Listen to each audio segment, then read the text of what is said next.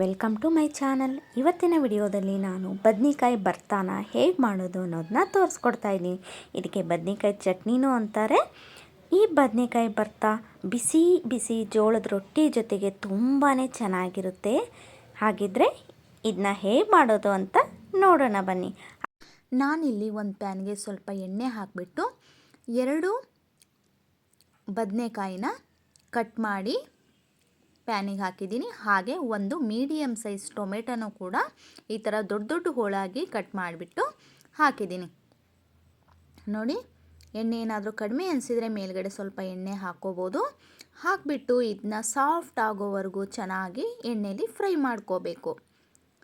ಈ ಬದನೆಕಾಯಿ ಭರ್ತಾ ರೊಟ್ಟಿಗಾಗಿರ್ಬೋದು, ಚಪಾತಿಗಾಗಿರ್ಬೋದು, ಎಲ್ಲದಕ್ಕೂ ತುಂಬಾ ಚೆನ್ನಾಗಿರುತ್ತೆ. ಮತ್ತು ನಾವು ತುಂಬ ಕಡಿಮೆ ಸಮಯದಲ್ಲಿ ತುಂಬ ಕಡಿಮೆ ಪದಾರ್ಥಗಳನ್ನು ಬಳಸಿ ಮಾಡ್ಬೋದಾದಂತಹ ಬದನೆಕಾಯಿ ಭರ್ತಾ ಅಂತಲೇ ಹೇಳ್ಬೋದು.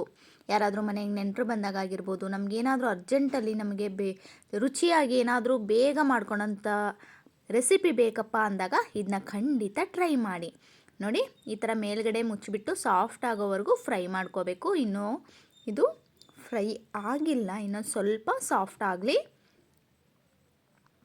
ಯಾರೆಲ್ಲ ನನ್ನ ಚಾನಲ್ನ ನೋಡ್ತಾ ಇದ್ದೀರಾ, ಯಾರು ನನ್ನ ಚಾನಲ್ನ ಸಬ್ಸ್ಕ್ರೈಬ್ ಮಾಡದೆ ನೋಡ್ತಾ ಇದ್ದೀರಾ, ನನ್ನ ಚಾನಲ್ನ ಸಬ್ಸ್ಕ್ರೈಬ್ ಮಾಡಿಕೊಂಡು ನನಗೆ ಸಪೋರ್ಟ್ ಮಾಡಿ. ನಿಮ್ಮೆಲ್ಲರ ಸಪೋರ್ಟು ನನಗೆ ತುಂಬಾ ಮುಖ್ಯ.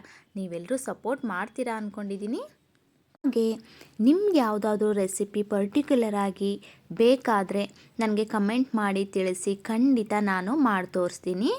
ನನ್ನ ಚಾನಲ್ನಲ್ಲಿ ಎಲ್ಲ ತರಹದ ಅಡುಗೆಗಳನ್ನ ನಾನು ಶೇರ್ ಮಾಡ್ತಾ ಇರ್ತೀನಿ. North Indian, south Indian, chaats ಆಗಿರ್ಬೋದು, ಮಕ್ಕಳ lunch box recipes, snacks recipes ಎಲ್ಲನೂ ತೋರಿಸ್ತಾ ಇರ್ತೀನಿ. ಮಿಸ್ ಮಾಡದೆ ನನ್ನ ಚಾನಲ್ನ ಸಬ್ಸ್ಕ್ರೈಬ್ ಮಾಡಿಕೊಂಡು ನೋಡಿ. ಮೇಲ್ಗಡೆ ಸಿಪ್ಪೆನೆಲ್ಲ ತೆಗೆದು ಈ ಥರ ಕೈಯಲ್ಲಿ ಸ್ಮ್ಯಾಶ್ ಮಾಡ್ತಾ ಇದ್ದೀನಿ.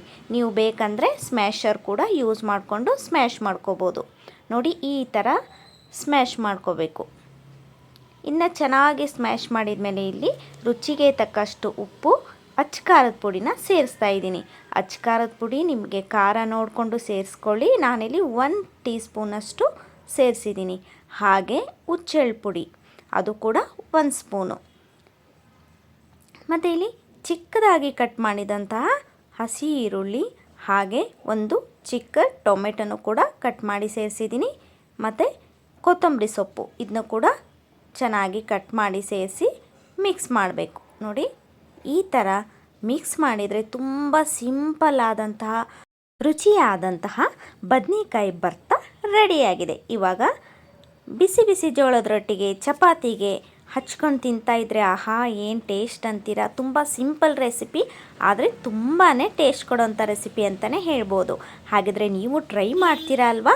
ಕಡಿಮೆ ಸಮಯ ಇದ್ದಾಗ ಏನಾದರೂ ರುಚಿಯಾಗಿ ಬಿಸಿ ಬಿಸಿ ರೊಟ್ಟಿಗೆ ಬೇಕು ಅಂದಾಗ ಈ ಬದನೆಕಾಯಿ ಭರ್ತಾನ ಟ್ರೈ ಮಾಡಿ.